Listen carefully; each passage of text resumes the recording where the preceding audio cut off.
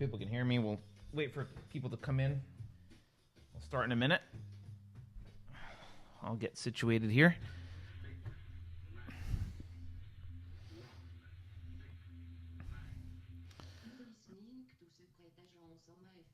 All right. Let's see here.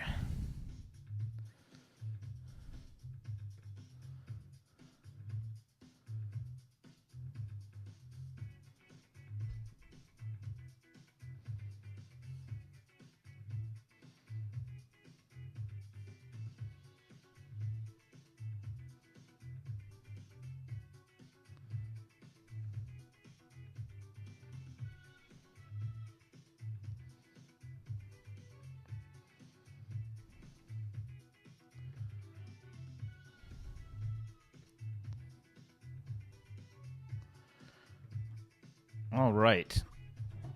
I'll kill the music, and we will start. All right, music is off.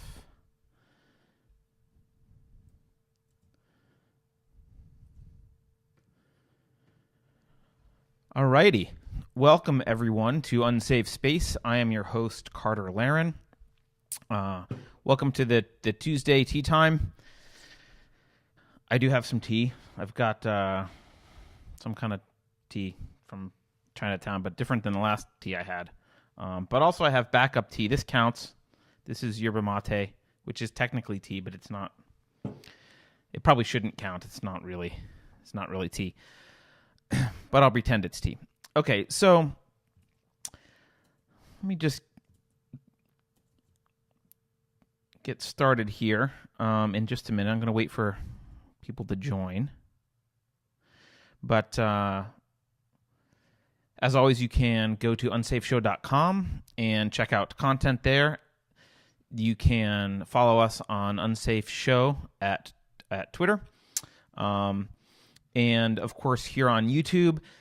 I think most exciting thing I've got going right now on the Unsafe Space side of things in my life is on Thursdays at 11 a.m. I think it's 11. Yeah, Thursdays at 11 a.m.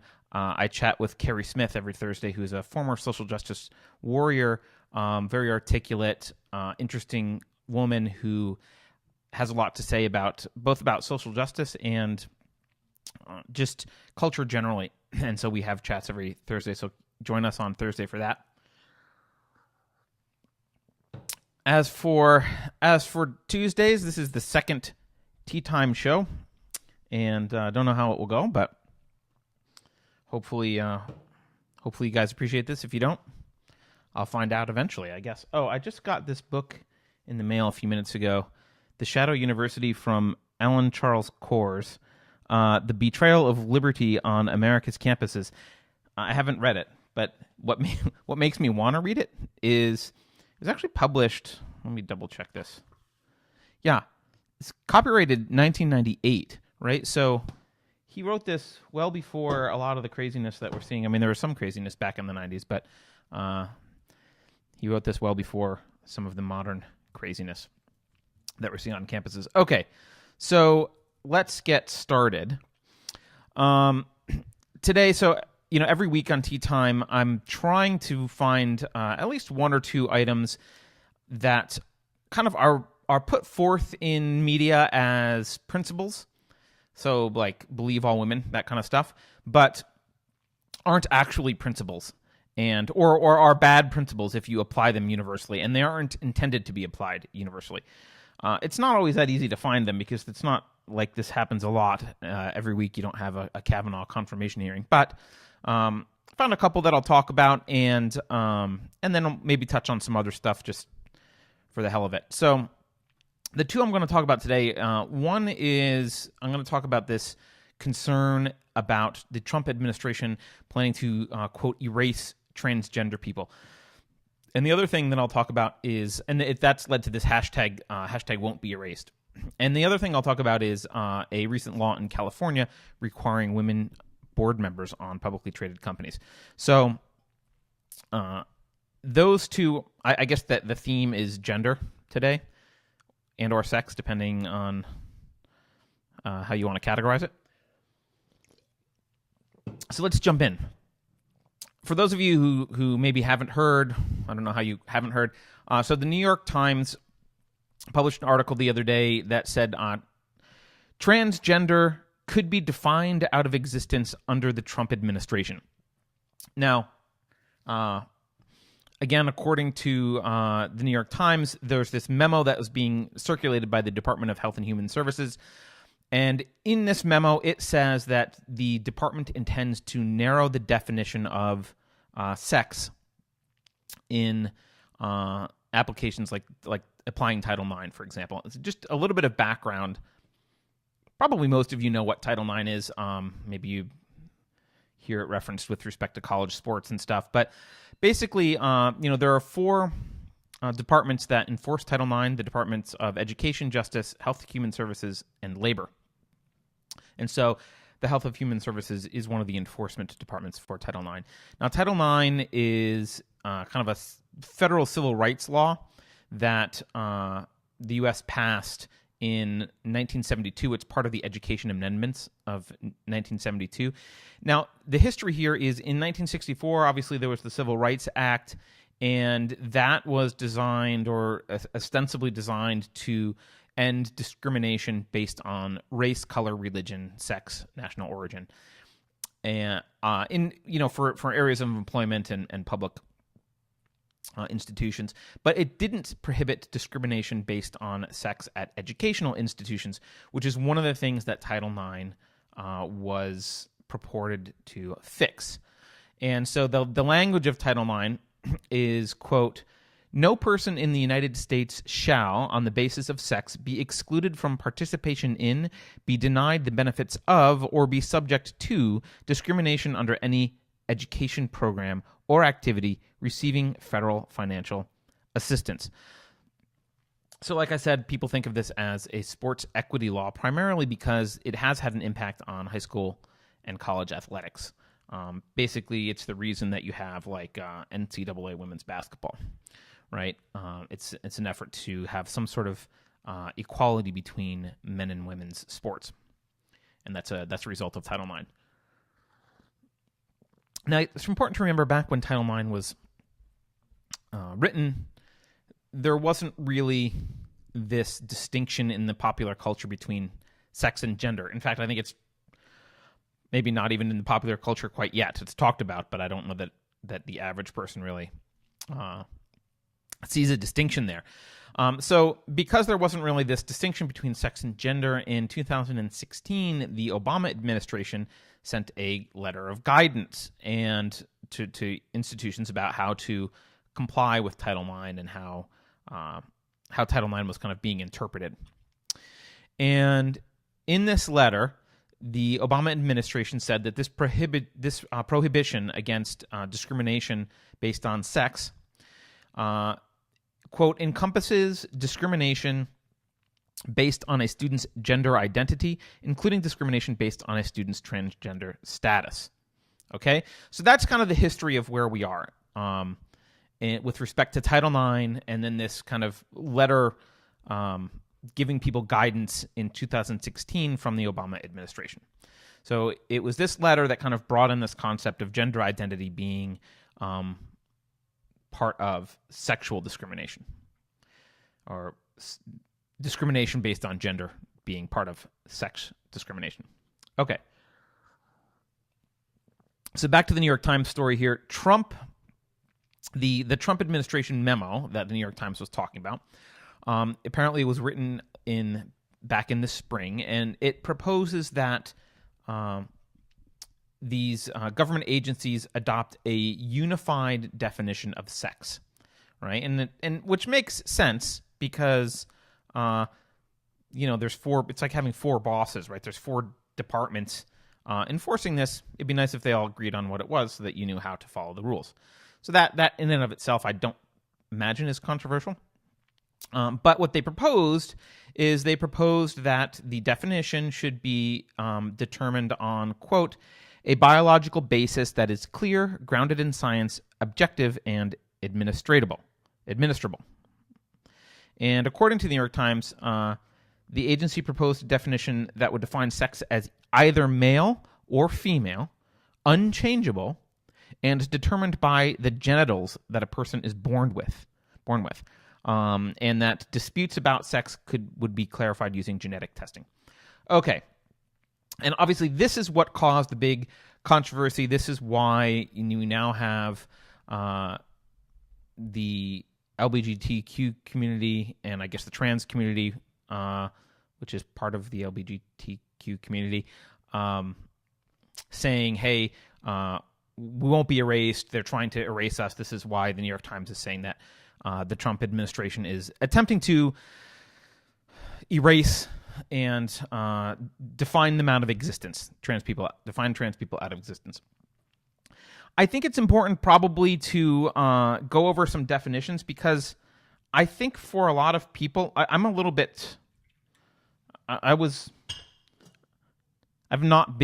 not conservative, and I've not been steeped in only conservative culture for decades. I've been in the Bay Area in a much more libertarian/libertine environment, and so I think I understand these terms better than maybe some of the mainstream people. It's not as well as maybe the left wants me to, but I just want to go over some definitions here, at least for the purposes of this discussion. You can argue stuff later, but I want to, at least for the purposes of this discussion, and these are the definitions that I understand are in line with what the left thinks about. This is what the left has taught me, right, about these definitions.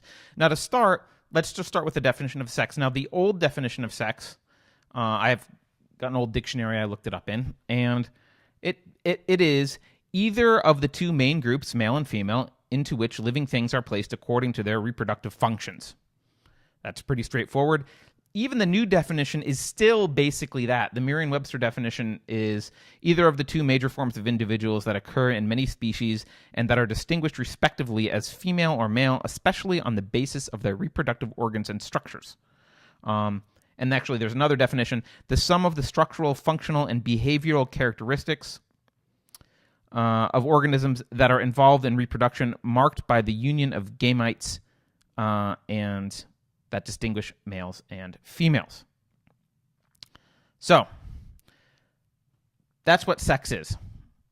Hasn't really changed, and actually the left hasn't been telling us that there's a different definition than sex of this. This is, I think, uncontroversial, or has been.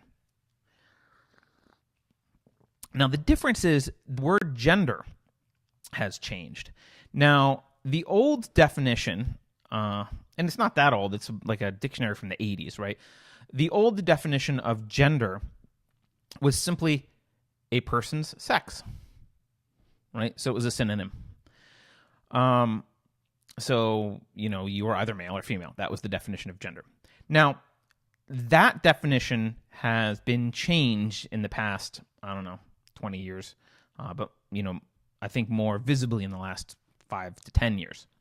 And the new definition of gender is the behavioral, cultural, or psychological traits typically associated with one sex. That's the Merriam-Webster definition. Now, really, I don't think that would exactly match what the left would feel comfortable about, or the LGBTQ community feel comfortable about.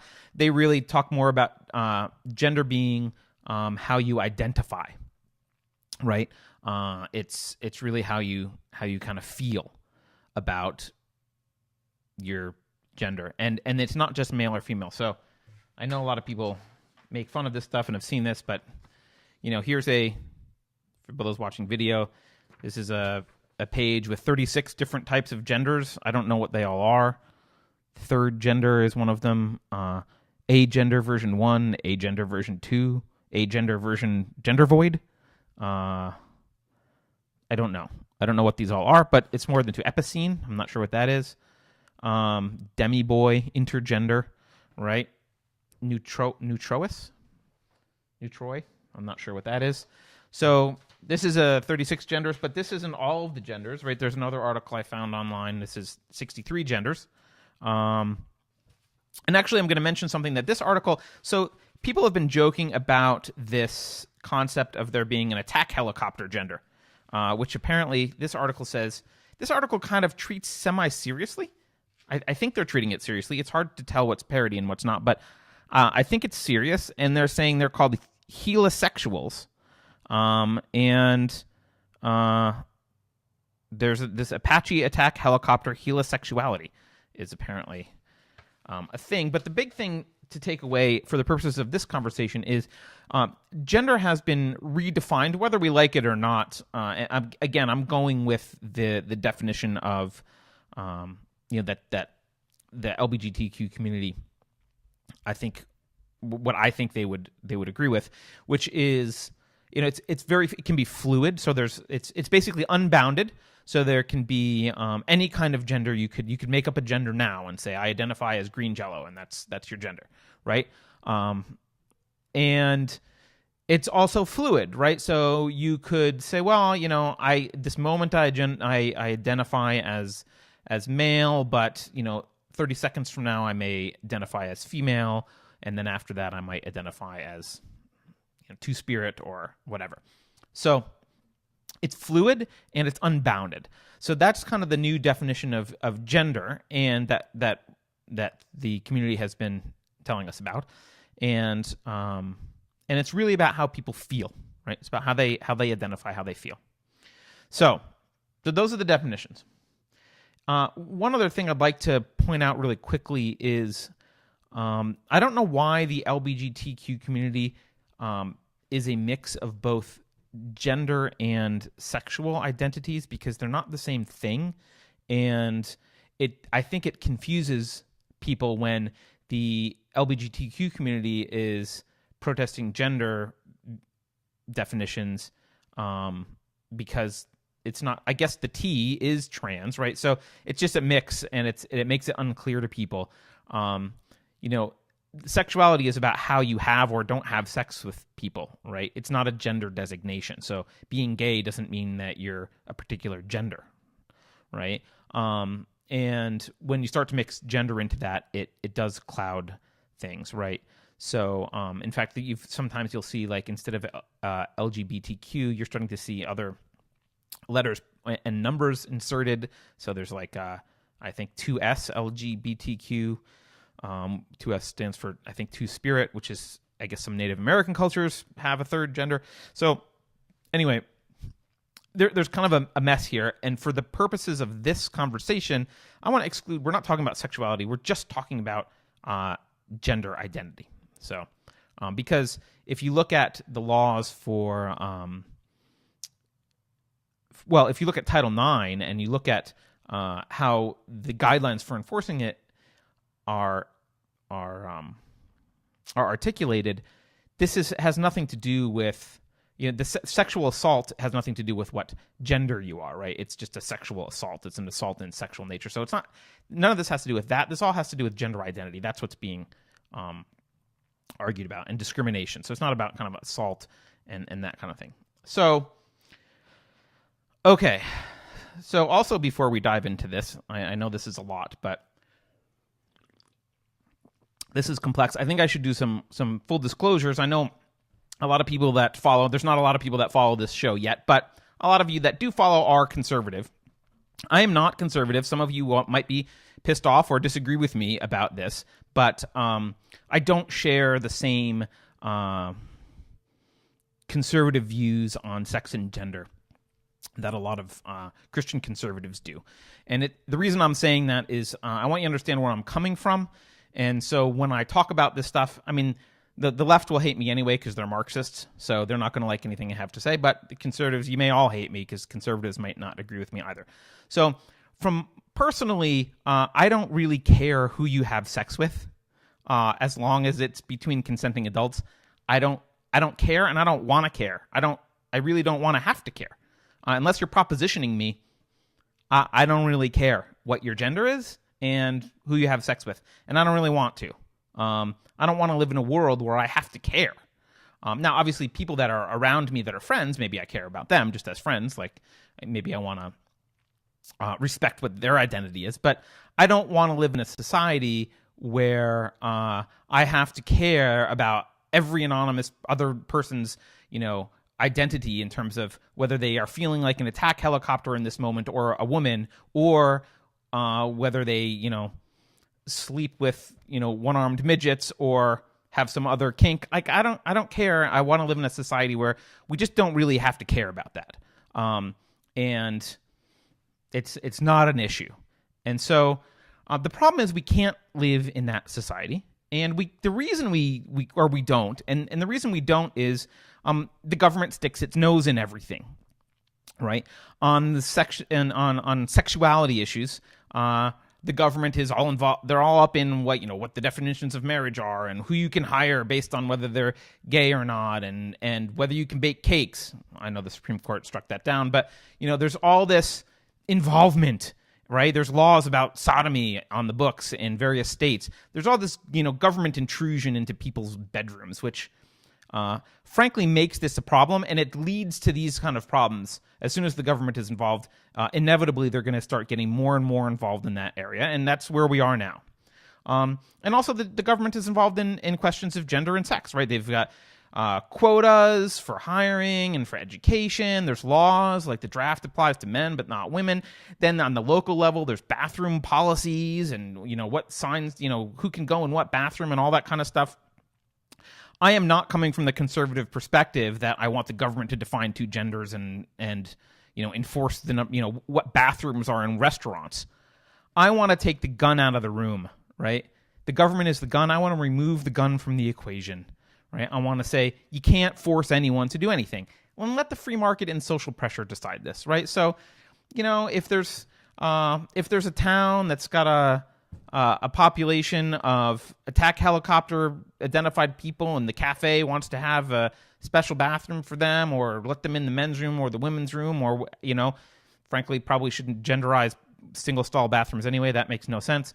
But that it's a community issue and they can handle it, right? So if there's a creepy guy who's going in and bothering little girls in a changing room, you can deal with it, right? Because it's at the community level, and you can decide whether it's a creepy guy or no, that's not a creepy guy. That's just Jane, and Jane transitioned when she was, very young, and she's a respected member of the community, and of course she's going in there to pee, and she's not creeping on girls, right? So all this stuff doesn't have to be, the government doesn't have to get involved in this. This is something that communities and private businesses can handle just fine on their own, and they can deal with all of the fluidity issues and all the complexities, and genders can evolve and change, and no one really has to care because the people actually involved will adapt.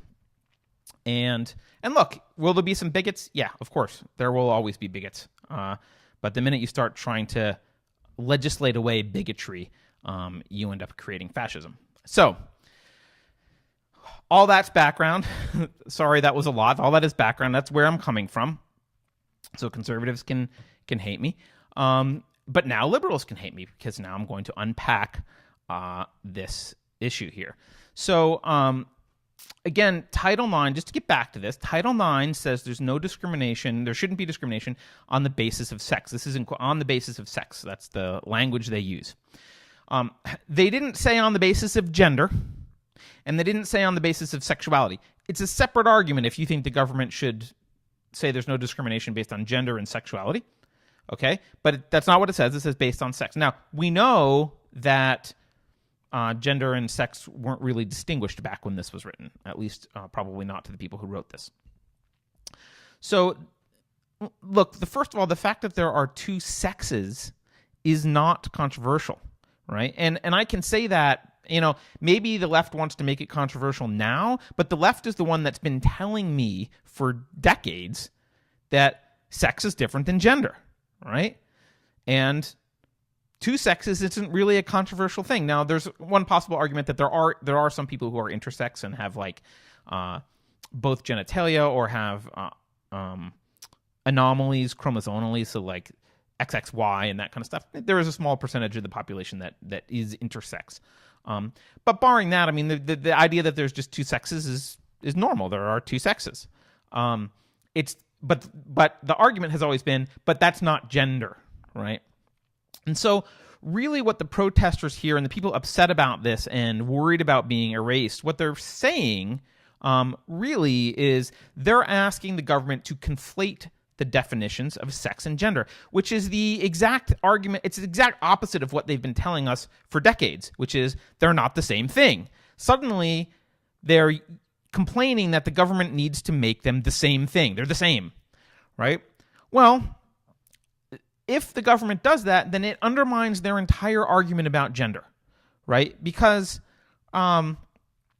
if gender and sex are the same thing, you've got to have a word for actual biological features, right? And so XY chromosome, or XY versus XX versus usually like XXY or some other variants for the intersex. That's biological. That's science, right? You got to have a word to classify that, and we do right now. I think it's male, female, and intersex. I believe. I'm not totally sure what the other category is, but it's very small amount, and it's not normal. It's not common. But some people are born that way, and science needs to be able to classify those things. Gender is how you feel. Science is never going to say this person was born in an attack helicopter, right? But if we're going to have this definition of gender where it's how you feel and how you identify, then it can't be the same as the definition of sex. So asking to conflate those two actually undermines their entire argument in the first place. Now, Title IX is also used for funding, so you have to ask yourself, like, if you're going to conflate sex and gender, are you now going to have, do you have to have sports leagues for every gender? Does there need to be let me look at one of the genders that I don't know, right? Does there need to be an agender version 1 NCAA basketball team, right? This starts to get sticky. So the truth is we really don't know, whatever these changes are that were being proposed. First of all, they haven't been officially proposed. It's an internal memo. Who knows who wrote it, right? But we don't know what these changes will actually entail. We do know that sex and gender aren't the same thing if we're going to accept the left's definition, which I'm happy to do. Like, I don't care. Fine. Gender can be fluid and changing. I don't care. Right? Which I know conservatives can go crazy over that, but I don't. But will they overwrite the Obama language on gender or not? Like, they could say sex is defined as this and leave the language in that Obama is saying, which is like, also that means you can't discriminate against trans people. Like, they can do that and still define sex in the way that they did. So I think it's a lot of fear-mongering over something that we don't know what it is.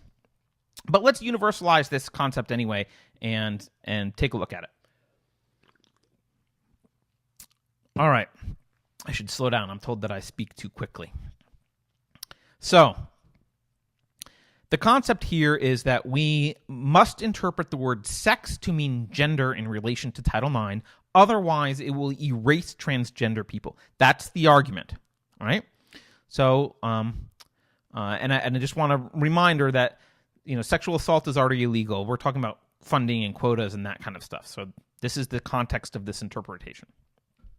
So, well, let's universalize this. If gender, or if sex means gender here, right, then sex means gender everywhere, right? This isn't, you can't just say only for this interpretation that's what it means. Nope.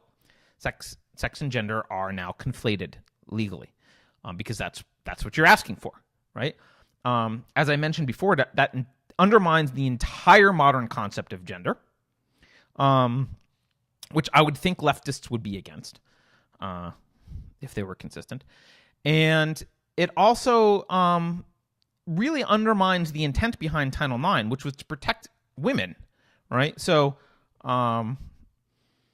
there's been plenty of cases where this gender and sex ambiguity or the conflation of the terms has been causing real problems for women. I mean, there's the MMA fighter Fallon Fox, right, who is, has been winning and injuring women because Fallon Fox transitioned from male to female. And, of course, the other female contenders who were phenomenal fighters, their reaction was like, geez, this person's abnormally strong and it's weird. And like, yeah, of course they are.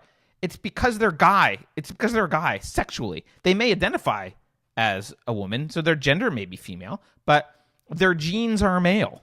And there are biological differences between men and women, and one of them is upper body strength. So it's really undermining, if you're this is an issue where I'm not actually sure where feminists fall on it, and I would expect there to be maybe some infighting among feminist groups. But if you're wanting to protect women's sports and women's activities and funding for women's things, this is potentially undermine this, right?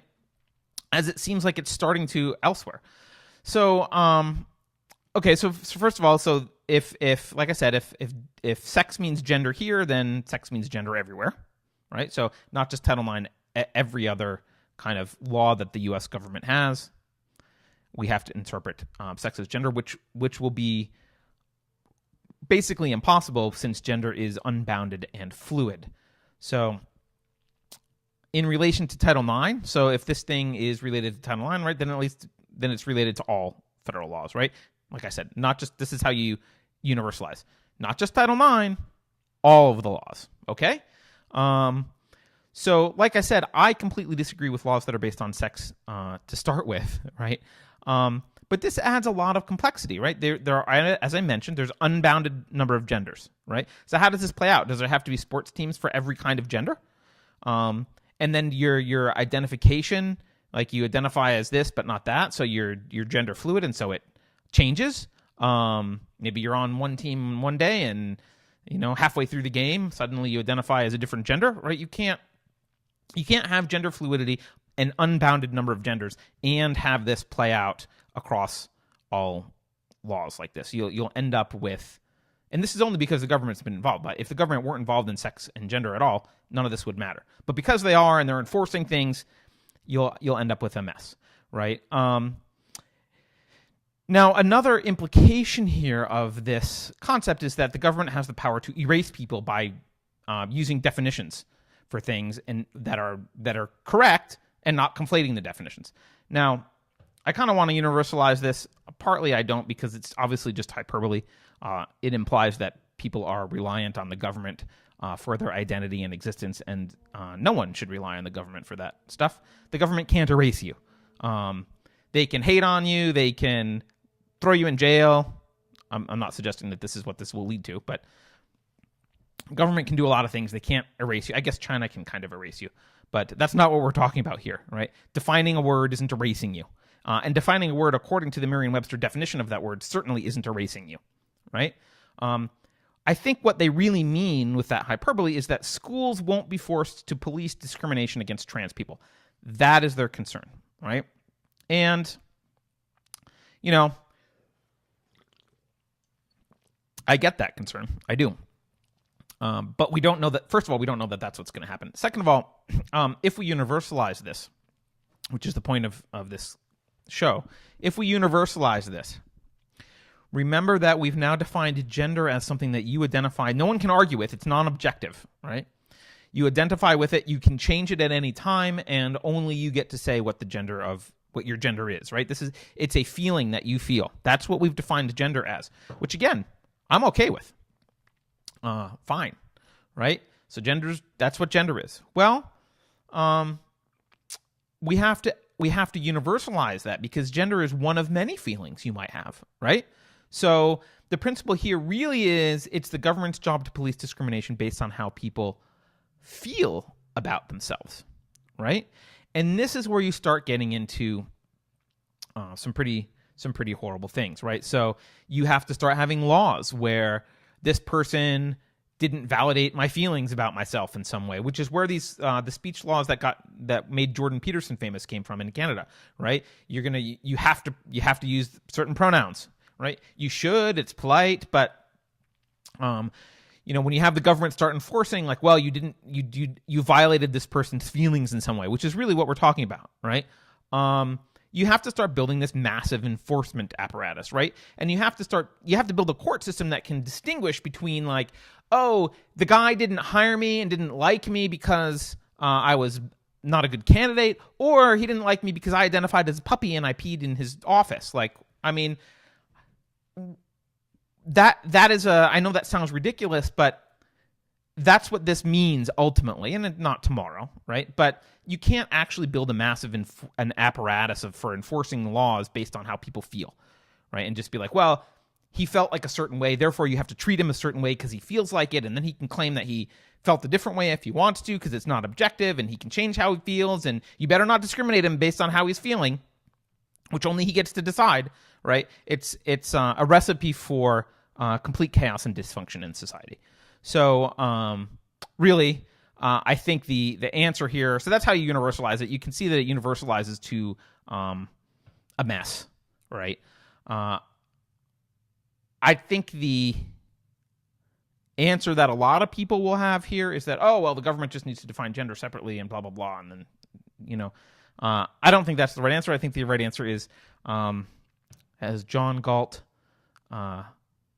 so eloquently put, the answer is get the hell out of my way. Right? It's get the government out of our personal life, get them out of our bedroom, stop assuming that it's the government's job to, tell people who they have to like and who they don't like and who they can hire and who they can't hire. And, you can't, if they identify as such and such, you have to do X, Y, Z. Like that is a recipe for disaster. Let's just get the government out. So that's how that's universalized, I think. I'd love to hear counter arguments to it or comments, but that's how that's universalized. So universalized to be a mess. So let's talk about this new law in California, the second item. Taking a sip of some yerba mate. It really is good. I don't think it's very good for me. I don't know if it counts as tea. But I'm enlightened because it says this is Enlightenment. So, and apparently I should be glowing. Mighty. I should be mighty. All right. A new law was passed in California recently, SB 826. And in this law, all public companies that are listed on a major U.S. stock exchange with headquarters in California, so not organized in California, but headquartered in California, which widens the net quite significantly. Anyone with headquarters in California must have at least one woman on their board by the end of 2019, to the end of next year. And by the end of 2021, if the company has 5 directors, they have to have 2 women. If it has 6 or more directors, they have to have 3 or more women. So that's quite a heavy hand. And, as I mentioned, this applies to any company that's got headquarters in California. All right, so let's universalize this rule. And the rule is that government should force companies to have women on their boards. Well, in light of our previous discussion, my first question is, women gender or sex women who's identify like gender-wise, or women with 2X chromosomes? Like, are we talking about sex or gender? I don't think that's really defined in here, and frankly, that's a mess, right? So if we're talking about sex, then the universalization here is the government should force companies to appoint people based on whether they have penises or vaginas, right? And if it's gender, then the government should force companies to appoint people based on how they feel about themselves and their identities. Now, I've already said, by the way, I've already tweeted this out. Again, on the off chance any publicly traded companies are listening, I will happily identify as female if you'd like to put me on your boards. I'm a good contracts lawyer without being a lawyer. I spent all morning reading contracts. Okay, so not clear whether this is gender or sex that they're talking about, but we can still universalize this even though it's not clear what they're talking about. So if the government should force companies to give seats to women on the board, well, then you have to say it's not just women, right, but all sexes or genders. So if we're talking about sex, well, they might as well force intersex ratios on boards as well, right? If they are talking about genders, well, I mean, there's, 36 over here, 63 over there. It's an ever-expanding list. It's fluid. They might as well enforce that too, right? And of course, that's impossible. You can't possibly enforce that because gender is fluid, right? So one moment you would be, you have the requisite number of two-spirits on your board, and the next minute you don't, because the two-spirit person decided that suddenly they're feeling like they're agender version 2. So you can't, it's unenforceable and it's a mess. But that's what it universalizes to, right? If you're going to, because even if you say, well, we're only going to enforce it for women because women are discriminated against, I mean, they're not nearly as discriminated against as, I don't know, the travesti N-B genders, right? Women don't get to claim that they're the gender minority anymore. So that makes no sense. So you can't do that. So that's what universalization there looks like. But you also need to universalize and say, well, that's just the boardrooms. I mean, those are the board of directors, but why not execs, right? Why not every position of power that's in companies, right? Why not shareholders? Shareholders have power. So could you mandate shareholders? I don't know how you do that, right? And then the question is like, okay, well, if it's publicly traded companies, like, why not non-publicly traded companies, right? What's the difference, right? Why not? Now, the reason is California is probably harder to touch non-publicly traded companies, but they could do it. I mean, they don't seem constrained by any principles. So why not private companies, right? Why not churches? Why not mandate the number of intersex preachers that should be in a parish? I don't know if preachers don't. I guess priests are in parishes. Sorry, I'm an atheist. Priests are parishes. Preachers, I guess, is just Protestant generally. Whatever. Why not mandate that, right? Other nonprofits. Mandate the government itself, right? You can't run for office in this district unless you're one of these categories of people because we don't have enough quota of this gender, right? Why not regulate dinner parties, right? Some business gets done at dinner parties. If Peter Thiel invites someone over to his house, probably something's good. That's an advantage. There's an opportunity there. So where are the attack helicopters, Peter? Why aren't they at your house? I think California should totally regulate that. So again, when you step back and you universalize this idea that California, again, there's this legislation. California says that women should be on publicly traded boards. Okay, the generalization of that, the universalization here is that government should have the power to force people to associate with other people based on the government's idea of who they should be associating with, right? There's this idea of voluntary association, which is generally argued. I think the Supreme Court has ruled that this is part of the First Amendment. So there's this idea that you should be free to associate with whomever you want, but the universal principle here in this California law is no, you shouldn't. The government should be able to tell you who you have to associate with, who you hire, who you have on your board, whatever, based on what the government thinks the configuration of your organization should look like. Talk about fascism, by the way. Hey, Antifa, where are you on this? Right? That's fascism. It's textbook fascism, right? It's the government telling businesses how they have to operate when the businesses are ostensibly still owned privately, but really the government runs them. That's what this is, right? And the board of directors is very important in a company, right? They hire and fire CEOs. It's a position of power, which is why California cares about it. So, yeah, I'd love to see the next Antifa. If you want to go smash Starbucks windows over this, I probably still won't support you, but I'll like you a little bit better if you go out and you want to go start riots over this law. At least I will call you consistent a little bit. So, look, this kind of craziness is inevitable when you start trying to use the government to fix culture instead of just using free markets and persuasion, right? Books, movies, TV, education, podcasts.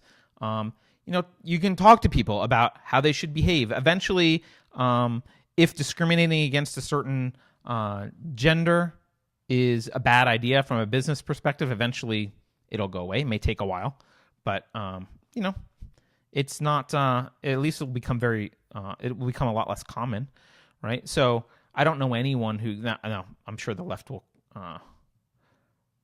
cite some examples of this, or say that may I just have the wrong friend circles or whatever. But I don't know anyone who discriminates against women for hiring. In fact, quite the opposite, right? I advise a lot of startups, and I've done a lot of angel investing and some venture investing, and I constantly have founders, especially in the Bay Area, I constantly have founders very concerned about making sure they have underrepresented and marginalized groups in their companies early on, right?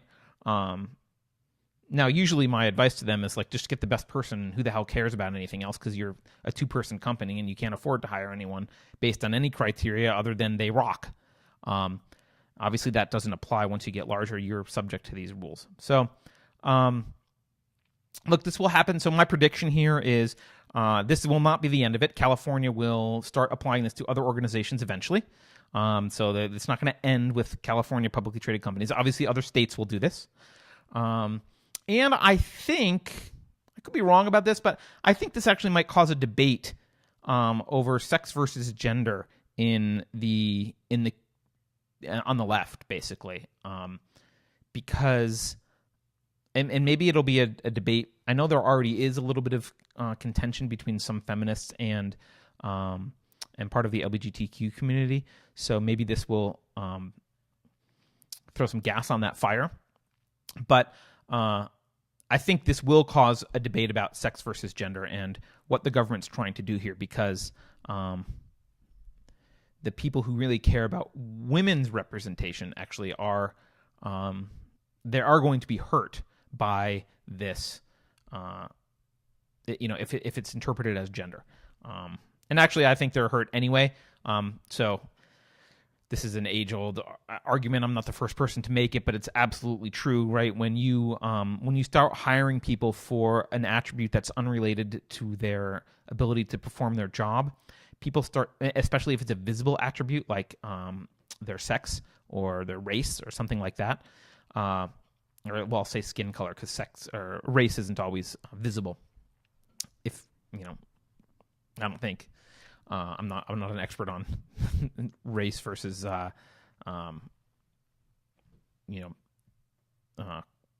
different genetic groupings of people, but regardless, if you start hiring and firing people based on irrelevant but observable characteristics, then eventually what will happen is other people will look at those people who have these irrelevant but observable characteristics, and they will question whether they've been hired because of their ability or because they represent some demographic that was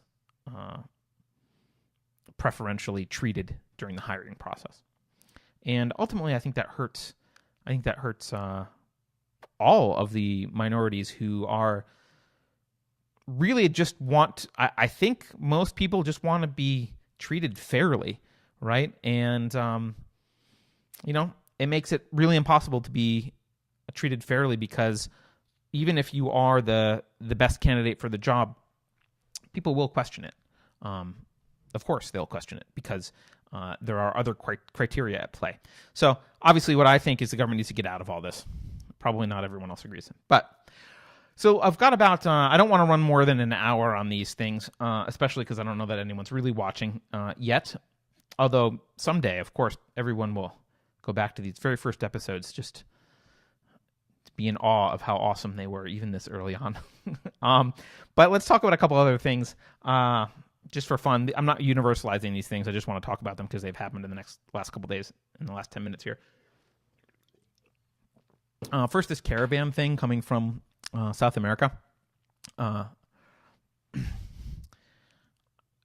It's weird, right? Because they're refugees is what we're being told, but they're not refugees in the strict sense of, they're poor people. Like everyone, I guess, in the world is potentially a refugee then, right? So the idea that like they're refugees and they should be treated specially is kind of weird.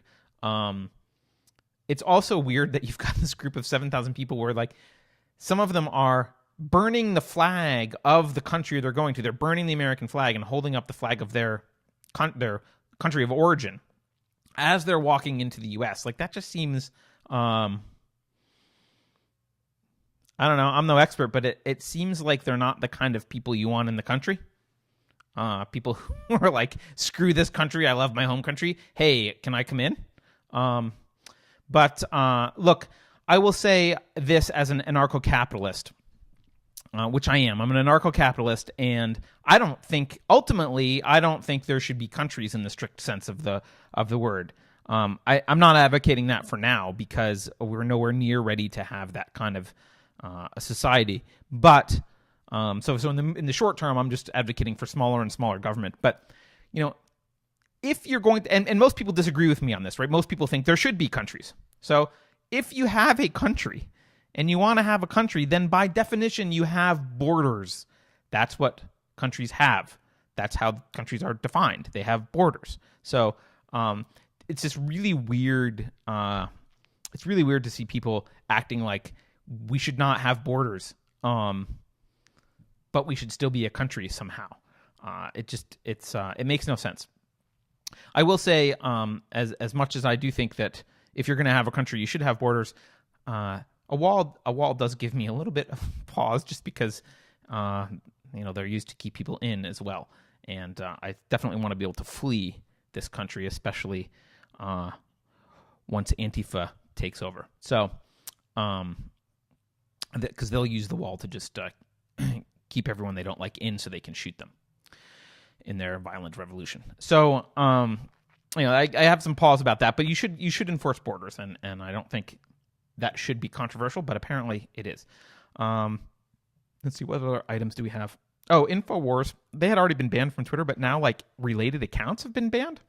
So, like, now Twitter's banning not just the person who was, quote, offending, which I don't know what they did that was offending on Twitter, or what Alex Jones did that was offending on Twitter, but now, like, anyone who's associated with him, maybe post his content. I don't know. If you start posting InfoWars videos, do you get banned on Twitter now? That's a line I don't think they've crossed yet, or hadn't until now, right? They've made this very much until now about, like, this individual did XYZ, and then when they banned Alex Jones, they actually crossed a line because it wasn't about something he did on Twitter, but it's about something he did in real life. And then I think, correct me if I'm wrong, and then now it's like, oh, you're friends with Alex Jones and you post stuff, or you work there and you post stuff, so you're banned. That's it's censorship. It's not government censorship, but it is it's clear manipulation and censorship. And of course, Jack Dorsey will be magically retarded about that and not see the problem because he's selectively smart. Okay, let's see what else we have. Oh, last thing, I guess. So last night, President Trump called himself a nationalist, which, I get sounds a little bit scary to people who think of Nazism as nationalism. So I know the dictionary is the left's worst enemy, but let's go back to the dictionary. From Merriam-Webster online. Nationalism.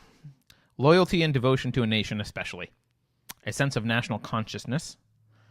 Exalting one nation above all others and placing primary emphasis on promotion of its culture and interests as opposed to those of other nations or supranational groups. I mean,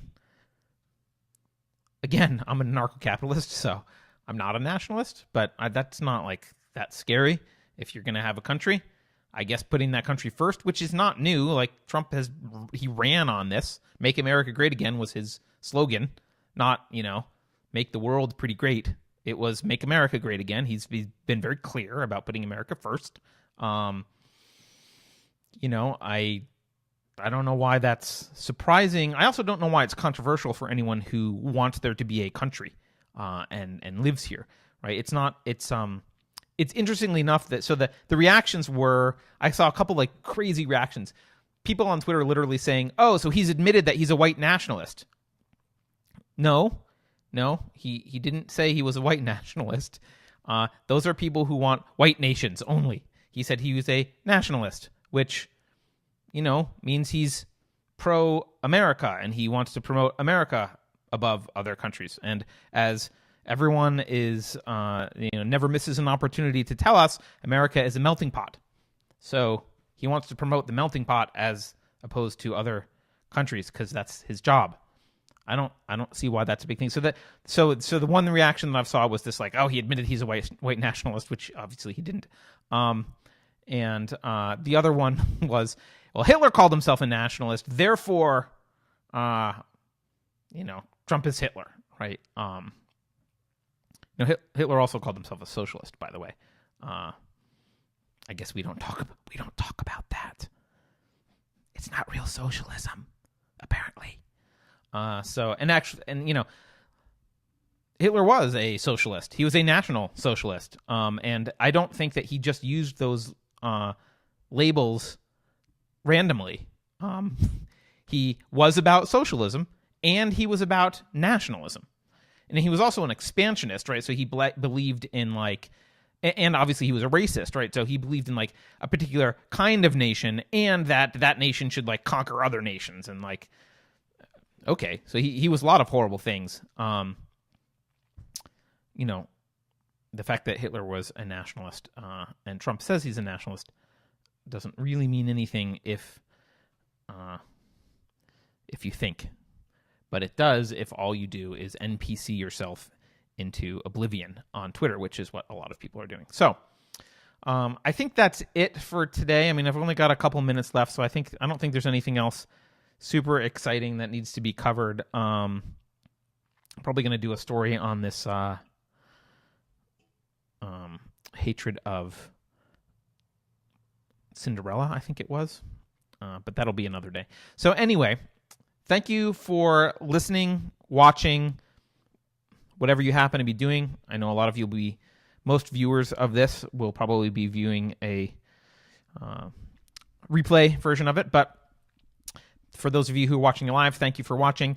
And those of you who are watching replays, please go to unsafeshow.com, support the show. You can go to patreon.com/unsafespace.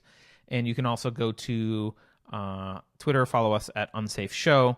We're on, there's a podcast, so you just look for the Unsafe Space podcast on your favorite podcasting app, and all this stuff will show up there. I do audio versions of all the stuff that's on video here. So thanks again for watching. Don't forget to join us on Thursday at 11 Pacific, where Carrie Smith and I will do the Deprogrammed show where we talk about social justice.